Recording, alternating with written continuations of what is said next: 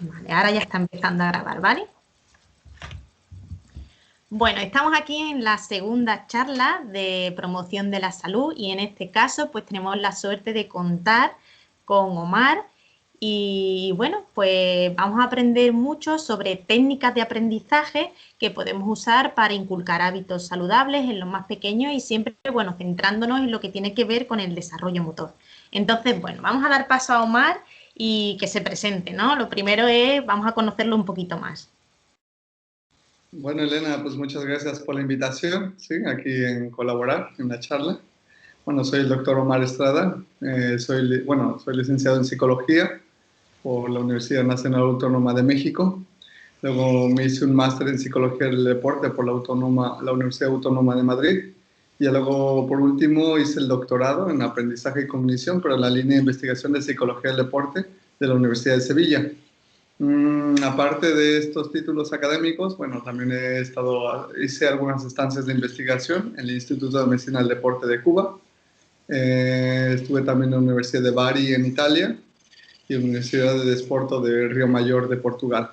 Sí, y me dedico tanto a la investigación como a la parte aplicada de psicología del deporte, sí, y también a la docencia. Actualmente, aparte del despacho de psicología del deporte, que trabajo con deportistas, pero también me dedico a la docencia, a las clases en el CEU Cardenal Espínola, que está en Bormujos, y doy la asignatura de Psicología del Deporte, en el grado de Ciencias del Deporte. Vamos, que el tema de formarte, estudiar y demás es algo que va contigo, ¿verdad? Todo lo que tiene que ver con investigar y además es importante que se siga investigando y haciendo cosas en este sentido para que lo podamos aplicar en el día a día. Bueno, ¿por qué estudiaste psicología? Bueno, lo de psicología en principio no es que desde pequeño he tenido claro que quería estudiar psicología, es más al contrario, yo lo que quería de inicio era ser ingeniero en electrónica. Entonces, hice un cambio ahí, lo comentaba hace poco, ¿no? Lo contaba con un colega, que por ejemplo, eh, yo al ver estas dibujitos, ¿no? De robots y todo eso, pues se me antojaba algo así. Yo estudié en estudios secundarios un tallercito que nos daban de electrónica y luego en el bachillerato todas mis asignaturas a los últimos semestres se orientaron a lo que era el área físico-matemáticas, que tiene que ver con el área de ingeniería. Pero hubo una asignatura optativa bueno, que metí que era psicología. ¿Por qué? Porque yo en ese tiempo me dedicaba a entrenar karate, ¿no? Bueno, también me hice entrenador y me gustaba mucho competir. Yo sabía que la psicología tenía algo que ver, no sabía cómo, pero tenía algo que ver. Y me dediqué a leer libros de psicoanálisis, que era lo típico.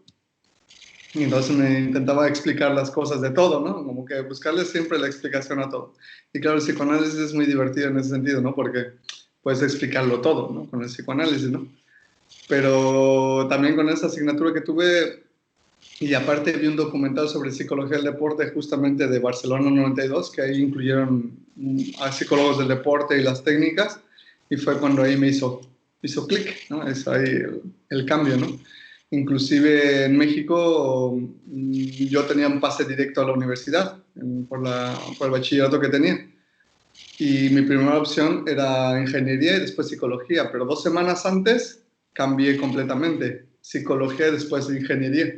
Y claro, eso a mi padre le llamó mucho la atención, porque yo todo el tiempo diciendo la ingeniería, y de repente psicología, pues le llamó mucho la atención. No se lo creía. Bueno, a ver, le llamó mucho, no es que no quisiera, pero simplemente pues, le sacó así, lo desequilibró, ¿no? Y ya después ya no hubo ningún problema, ya lo aceptó y ya está, y me apoyó como todo.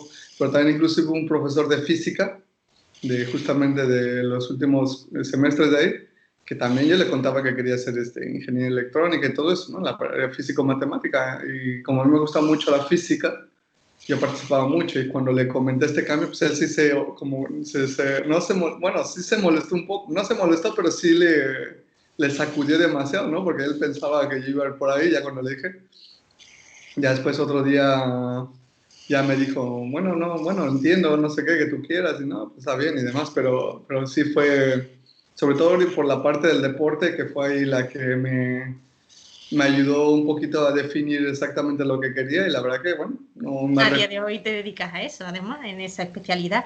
Y, y bueno, ¿qué es lo que te gusta de tu trabajo? ¿Qué es lo que más te gusta de lo que haces, ya sea en la docencia, en la investigación o con los propios pacientes? ¿Qué es lo que más te gusta? Pues, por ejemplo, a mí mi intención siempre con el caso de la psicología del deporte era aplicarlo, ¿no? Para ayudar a mejorar el rendimiento, ¿no? A mí me hubiese gustado también que cuando yo competía, alguien me hubiese orientado en ese sentido. Más bien lo hice casi por mi cuenta, un poquito de lo que iba leyendo, intentaba aplicarme, pero claro, en México no conocía así, obviamente conocía psicología, pero no conocía psicólogos del deporte, muy poquitos y no sabía quién exactamente hacía, ¿no?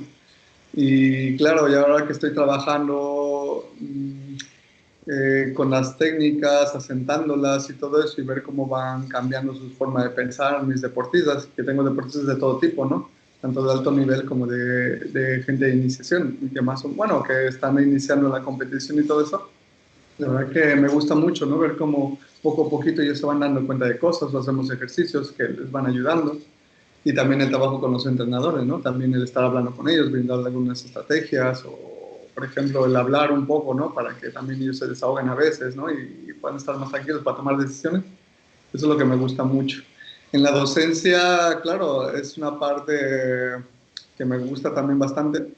Sí, el explicar, el hablar, el intentar dar a conocer lo que conozco, ¿no? Y explicarlo de alguna forma, ¿no? Que me entienda. Este es un reto, la verdad que me gusta mucho. Y lo que es la parte de la investigación, pues es otro punto, ¿no? Que considero importante, porque muchos, por ahí decía una profesora, ¿no? Que fue mi directora de tesis en México, ¿no? De licenciatura, no la doctora, la de licenciatura, que me decía, una buena práctica se sostiene en una muy buena teoría. Y al revés también, ¿no? Una buena teoría se sostiene en una muy buena práctica. Entonces, son cosas que se van retroalimentando, no es que una vez pesa más que otra, sino se retroalimentan, ¿no? Y un poquito es ver qué está pasando a nivel práctico, e intentar investigarlo, ver cómo podría ser para medirlo de otra forma, en una situación más controlada y todo eso, la verdad que abre mucho la imaginación, ¿no? Es un otro tipo de creatividad, ¿no? No es como escribir un libro o una historia, pero sí es otro tipo de creatividad que la verdad que me gusta.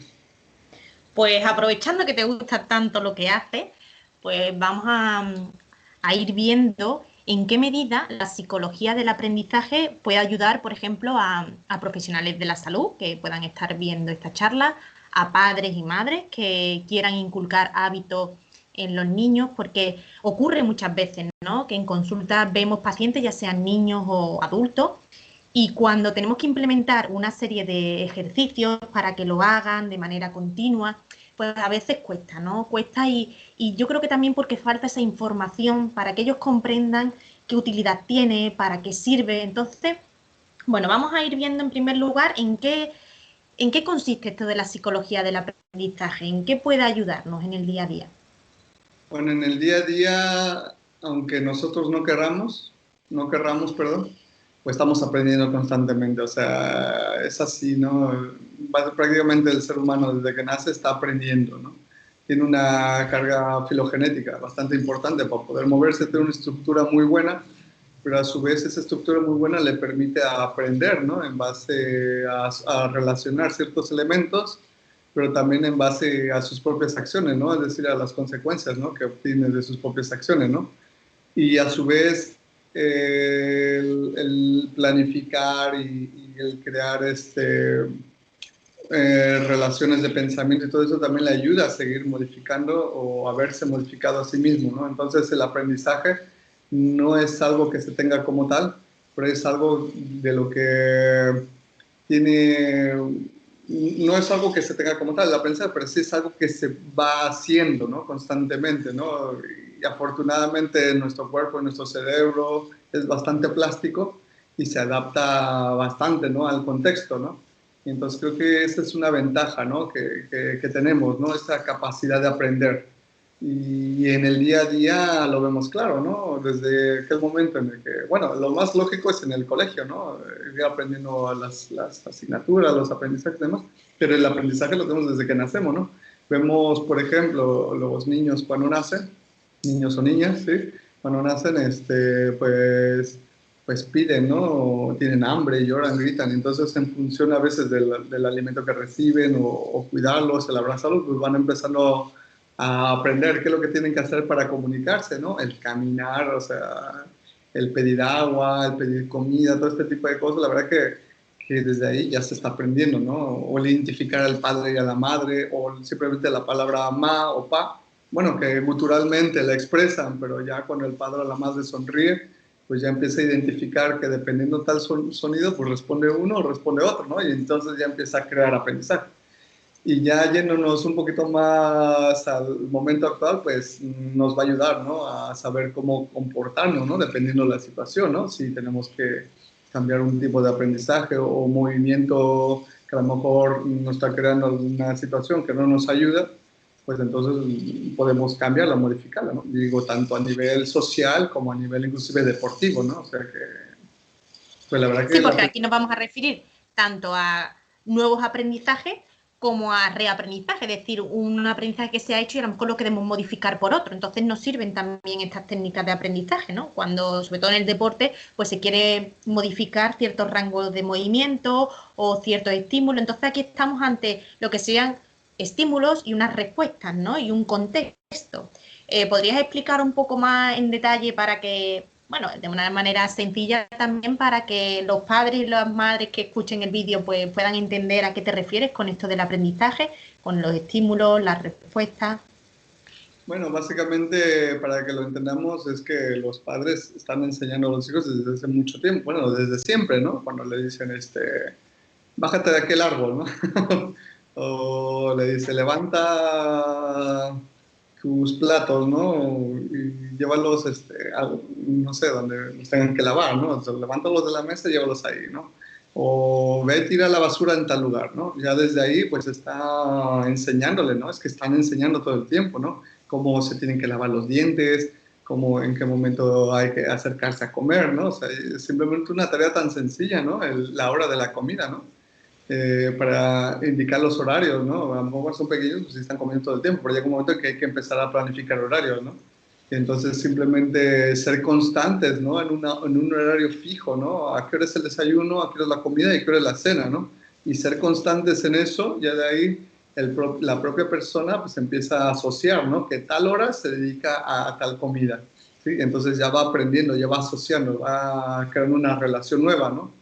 Y realmente los padres utilizan muchos estímulos, ¿no? Estímulos se refiere a lo mejor las verbalizaciones, ¿no? O los gestos que hacen comportamentales, ¿no?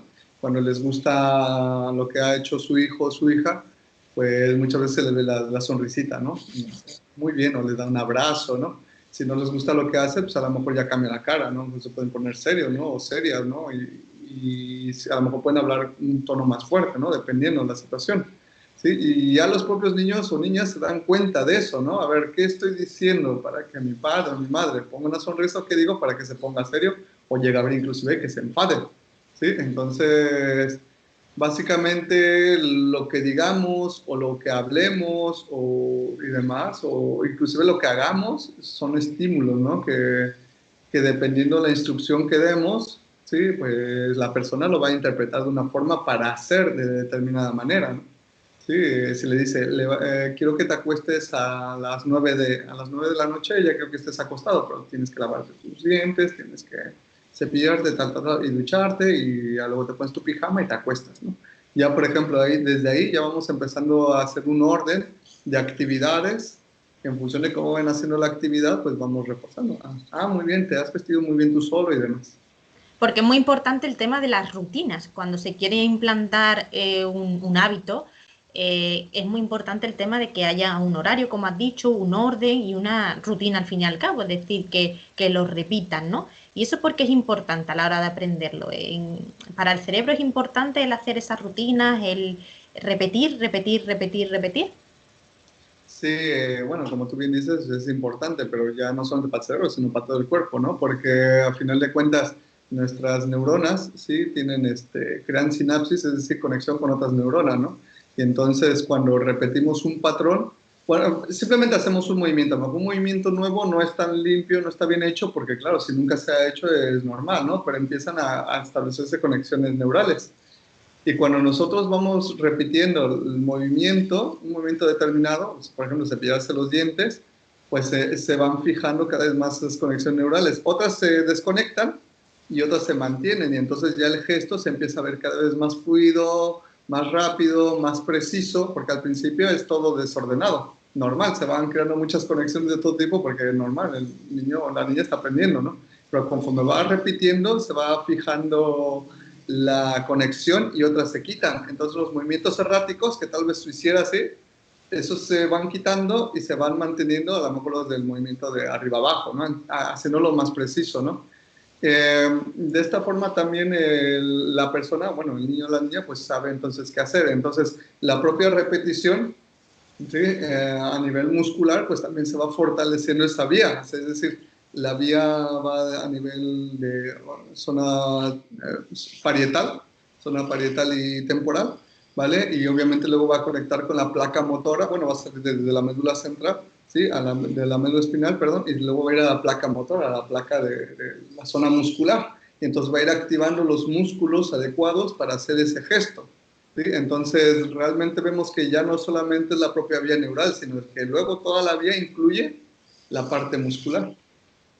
Por eso es tan importante el ver todo desde un aspecto global y sobre todo la paciencia, que a veces pues queremos que hagan un movimiento muy preciso. Ocurre, por ejemplo, cuando los niños caminan con las puntas hacia adentro y ya sabemos que ha pasado ese rango en el cual ya no es fisiológico, ya no es normal y tienen que corregir esa postura. Entonces, si le vamos diciendo continuamente al niño camina bien, ¿realmente estamos haciendo un aprendizaje eficaz? ¿Le estamos dando una información adecuada? Si no hace el niño lo que queremos, ya le decimos, no, así no, porque hay que hacerlo mejor y no estamos teniendo en cuenta que es un proceso. ¿Qué ocurre en ese caso?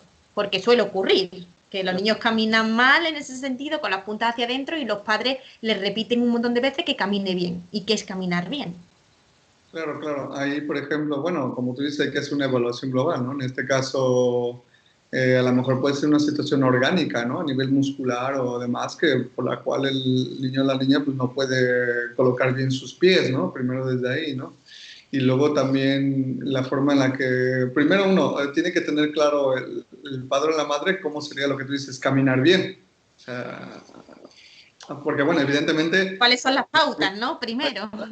sabemos caminar, pero digamos, ya cuando empezamos a ver situaciones en las que ciertas personas no pueden caminar bien, pues es aprenderlo de otra forma, o es saberlo precisamente, de acuerdo a los profesionales, ¿sí? En este caso tú o tus colegas que se dedican a esto, para que los padres lo tengan claro, qué es caminar bien, porque una cosa es hacerlo yo y bueno, ya lo hice automáticamente, pero a lo mejor eso no significa que yo camine bien, ¿sí? Entonces ya al saber esa pauta, ¿sí? Entonces saber cómo caminar bien y también ir reforzando en función si esos comportamientos se van acercando, porque no podemos pedir que alguien que camina con los puntitos hacia adentro, por decirle así no, mejor o lo que sea, va a caminar ya con los puntitos. Eso es. No, Eso es lo que quería yo llegar a este kit de la cuestión, es decir, que al final los entrenamientos son progresivos y que tenemos que ir como acercándonos al rango de angulación que queremos. Por eso es tan importante contar con los profesionales que nos dedicamos a todo esto, ¿no? Y también trabajar de manera multidisciplinar, porque cada uno va aportando una serie de conocimientos que ayudan, pero todo siempre de una perspectiva global. Y lo que no podemos pretender es un cambio rápido, porque hay cosas, sobre todo cuando tienen que ver con un cambio motor, y sabemos que a nivel muscular se puede dar ese cambio y a nivel óseo se puede dar ese cambio que requiere tiempo. Y también quería matizar que cuando decimos camina bien es algo muy general. Las instrucciones, ¿cómo deben ser? Cuando damos instrucciones, ya sea un niño o un adulto, ¿cómo deben ser esas instrucciones? pues cuando pedimos a lo mejor una corrección de movimiento o sabemos que queremos algo que aprenda, que sean cortas y precisas y concretas. ¿Qué queremos que haga? O sea, muchas veces es decir exactamente lo que queremos que haga. Porque si empezamos, quiero que hagas esto, más que sume el no hagas esto, empieza a haber una contradicción, ¿no? Porque quiero que hagas esto, pero no hagas esto. O sea, ¿a qué le voy a prestar atención? ¿A que haga o que no haga? Entonces es mejor siempre ser corto y preciso. Pues intenta poner, ¿sí? Los pies un poquito más hacia afuera, ¿sí? Mejor un poquito, no sé, mueve un poquito más los pies hacia afuera, nada más, ¿sí? Y simplemente quiero que abras un poquito más los pies, ya está. ¿Sí? Vamos a ir poquito a poquito, ¿no? Hablando y siendo preciso, ¿no? Y si vemos ese movimiento, pues hay que reforzarlo, ¿no? Hay que indicar, vale, muy bien, ¿sí? Para ¿Y que cómo lo podríamos reforzar? Es decir, ¿qué tipo de refuerzos podemos usar? Imagínate que tenemos un camino, que además eso es lo que hacemos, un camino con líneas y el niño va caminando y tiene que abrir un poquito los pies con respecto a esas líneas. ¿Qué tipo de reforzadores podemos usar? Tanto el profesional que trabaja con el niño o los padres. ¿Qué tipo de reforzadores cuando el niño lo hace bien? Cuando el niño pone la punta en el ángulo que queremos. bueno, se pueden utilizar muchos reforzadores, ¿no? De todo tipo, pero también hay que ver de qué posibilidades contamos, ¿no? Porque Eso. un reforzador puede ser hasta que te pida una PlayStation 5, eso que Eso es. Eso hay que tenerlo en cuenta antes, ¿no? pueden ser muchas cosas, ¿no? A ver, se entiende, ¿no? Que a lo mejor alguien quiera darle eso a un niño, ¿vale? Se entiende. A lo mejor no es tan adecuado porque creo que es mejor empezar por algo más sencillo, ¿no? Por reforzadores naturales, ¿no? Que pueden ser los que se puedan brindar y no necesariamente por algo que, ojo, que un reforzador externo, es decir, decirle bien, el darle una palmadita en el hombro, sí, o achucharlos, son los padres o la madre, ¿no?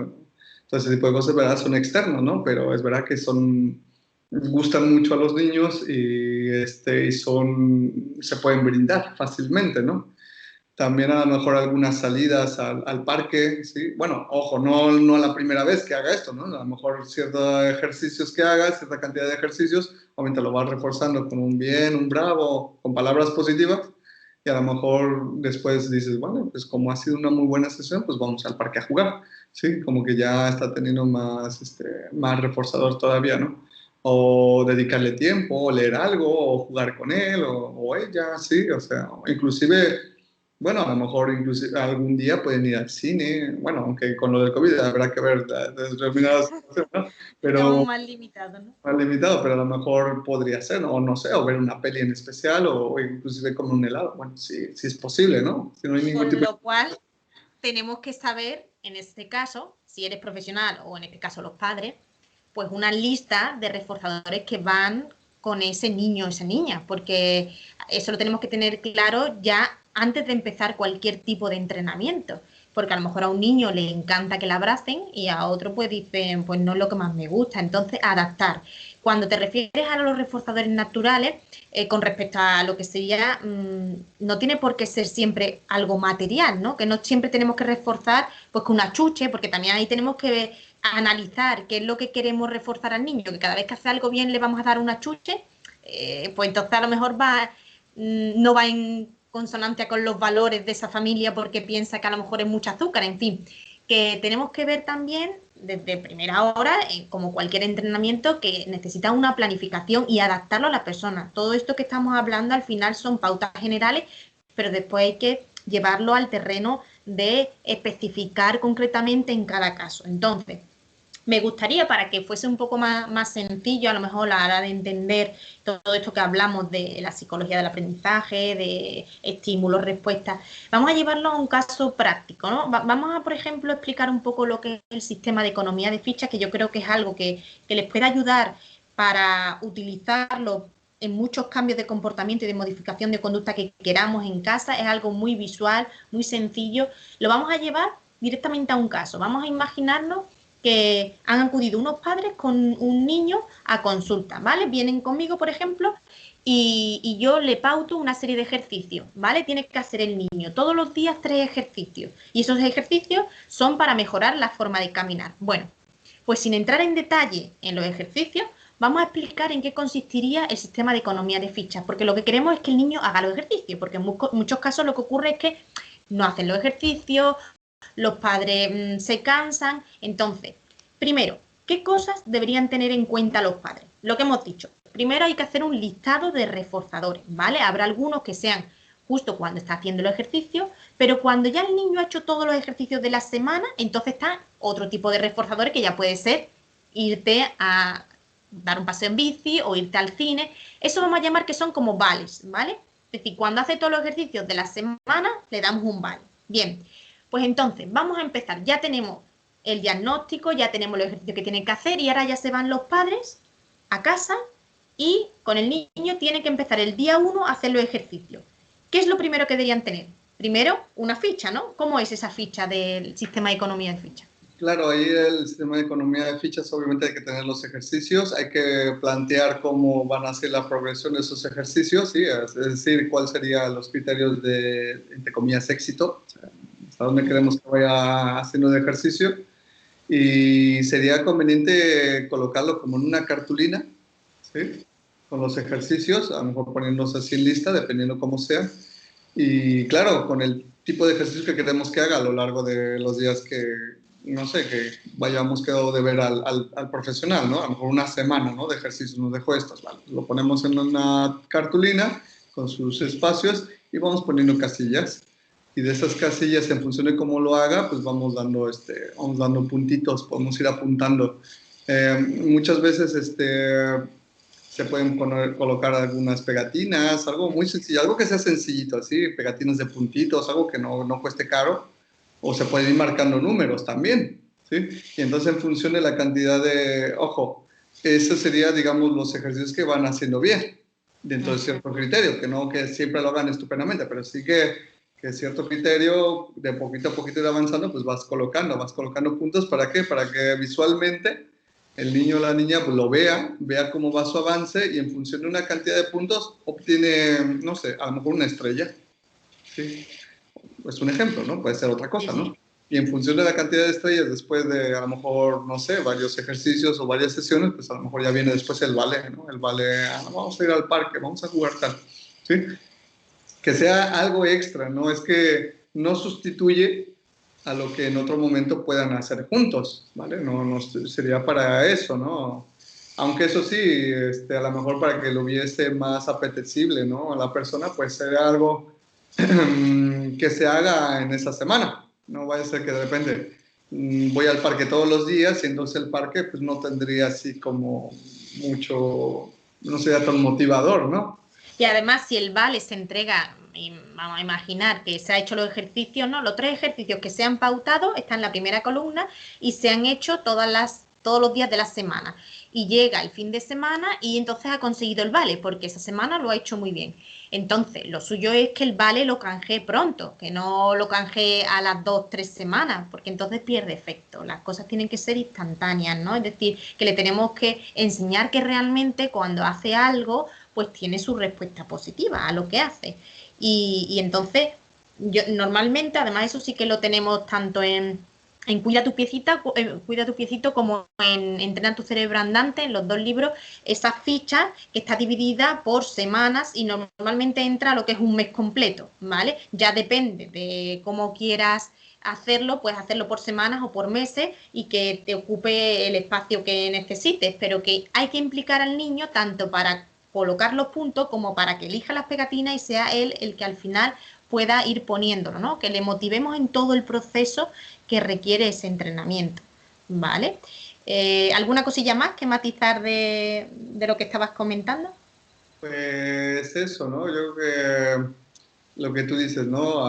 Evidentemente, cuando hace algo bien, pues se le va a dar su reforzador natural, o sea, hay que se vea algo, que se vea, cuando estamos reforzando, que se note que, bueno, que nos da gusto, ¿no? Por lo menos los padres, que se note que lo hacen con gusto, que no se note como bueno, lo refuerzo, muy bien, su punto, señor o señora, no, o sea, que se note que es verdad, que le dan con gusto esos reforzadores, o sea, o van marcando los reforzadores, ¿sí? Para que el propio niño o niña vaya viendo que lo que está haciendo tiene un efecto, ¿no? Y una cosa, no creamos que solamente porque son los puntos o los vales, digamos, como que los niños se van a vender, ¿no? A hacer, no, sino porque ya esto va creando lazos, y poco a poco también se va a ir quitando, poco a poco se van a ir quitando los puntos, poco a poco se van a ir quitando para que después ya el propio niño o niña ya vaya caminando, eso sí, conforme vaya haciéndolo cada vez mejor, ya después se van a ir quitando ese sistema, pero poco a poco, tampoco se quita de golpe, porque si no, también es un poquito contraproducente. Claro que es importante tanto el proceso de inicio como después lo que es la parte final de ir quitándolo, porque no vamos a estar toda la vida reforzando. Se supone que lo que buscamos es un aprendizaje rápido, eficaz y que nos lleve el menor tiempo posible. Por eso es tan importante el tema de hacer las instrucciones muy concretas, muy precisas, para que pues no se dilate ni el tiempo, ¿no? ¿Y qué otras pautas podemos darle a los padres cuando tiene que hacer ese entrenamiento? Hemos dicho el tema del orden, de la planificación, que intentemos que sea siempre en la misma hora. Y otra cosa importante es el tema, que para mí yo creo que es básico, el tema del juego. Que al final los padres entienden que cuando dedican ese rato con su hijo, que lo puedan hacer basándose en el juego, que usen la creatividad, que usen el cuento si hace falta, contar historias para que el niño en ese momento lo vea como algo entretenido y que sea algo divertido y que sea un tiempo de calidad con sus padres, ¿no? Es una de las cosas que yo veo básicas, ¿no? Que el juego sea parte importante de todo esto. Sí, la verdad que sí, que de esta forma, bueno, los niños tienen mucha imaginación, entonces hay que aprovecharla, ¿no? O sea, presentar, ¿no? Como tú dices, historias o situaciones así divertidas, ¿no? Y también los padres, bueno, a lo mejor si no se les ocurre nada, pueden preguntar de principio, ¿no? O como tú dices, utilizar el material que hay, pueden basarse, ¿no? Y de ahí ir haciendo pequeños cambios, ¿no? En función de lo que tengan o demás, ¿no? Porque a lo mejor se les ocurre otras cosas, ¿no? Y los niños y las niñas se van divirtiendo también y van aprendiendo. Así es. Bueno, pues así para terminar, me gustaría que vamos a hacer un breve resumen de todo lo que hemos ido hablando y vamos a decir 5 cosas importantes a tener en cuenta a la hora de eso, de inculcar nuevos hábitos a los niños más pequeños de la casa, que es donde bueno, nos centramos por el tema siempre de la prevención y porque todo lo que se puede inculcar desde los pequeños, después es más fácil que, bueno, que de adultos lo hagan de manera adecuada y evitamos muchos problemas futuros. Entonces vamos a centrarnos en 5 pautas generales, a modo de resumen de lo que hemos ido hablando, 5 cosas importantes que destacarías de todo lo que hemos ido hablando de la psicología del aprendizaje. Bueno, primero yo creo que asistir con un profesional que un poco nos oriente, es importante, ¿vale? Tener claro, que nos ayuden a tener claro qué es lo que queremos que el niño o la niña aprenda o corrija, ¿sí? Hacerlo gradual, importante, hacerlo gradual. Instrucciones claras, precisas y cortas, ir a lo que queremos que haga. Obviamente ahí la actitud también, ¿no? No vale una actitud desagradable, ¿no? O demás, porque entonces a lo mejor ya no va a prestar tanta atención, ¿no? El niño o la niña, o va a estar pendiente de otras cosas en vez del ejercicio, ¿no? Y ya sea, y reforzar, ¿sí? Reforzar de acuerdo al grado que ya vayamos pidiendo, ¿no? Y si por alguna razón el niño no lo puede hacer, no hay que corregir fuerte, ¿no? Se corrige tranquilamente, orientando un poquito qué queremos que haga. O a lo mejor hay que bajar el nivel un poquito, pero que también el niño o la niña se esfuerce un poco.